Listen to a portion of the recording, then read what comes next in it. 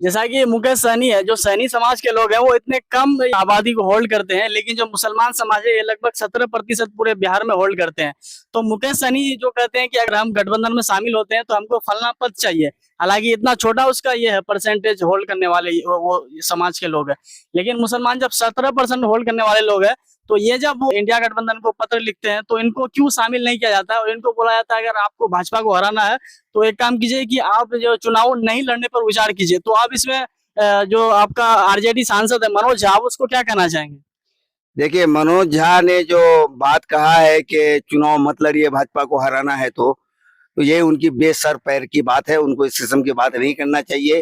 और जनाब बैरिस्टर असदुद्दीन अवैसी साहब का अपना वजूद है, अपनी पकड़ है, और उनका हिंदुस्तान की सियासत में बहुत बड़ा मकाम है। चेनिस्बत खाकरा बालम पाक, असदुद्दीन अवैसी साहब तो सितारों में बसने वाले लोग हैं, और जमीनी सतह के लीडर को क्या पता कि असदुद्दीन अवैसी क्या चीज है।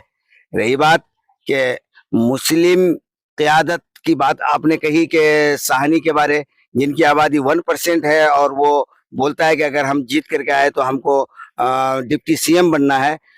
और एमआईएम ने जो गठबंधन में जाने की बात की, उन्होंने तो किसी किस्म का कोई शर्त ही नहीं रखा। शर्त नहीं रखने के बावजूद उनको महागठबंधन लेने से कतरा रही है, इनकार कर रही है। इस चीज को दुनिया जान रही है, सीमांचल के लोग भी जान रहे हैं, पूरे हिंदुस्तान में सोशल मीडिया के जरिए ये मैसेज जा रहा है कि हमारे साथ कितना दोगलापन हो रहा है, हमारे साथ कितना सोतेलापन हो रहा है।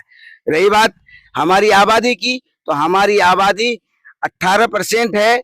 18% आबादी, और हम अगर अपने हक और हुकूक की बात करें, हम अगर दरी बिछाने से इनकार कर रहे हैं, हम अगर झोला ढोने से इनकार करते हैं, तो उन लोगों को तकलीफ होने लगती है। इसलिए अब हिस्सेदारी की बात होगी, अब हक और हुकूक की बात होगी, अब दरी बिछाने की और झोला ढोने वाली कोई गप नहीं होगी। झंडा उठाने वाला काम हम लोग अब नहीं करने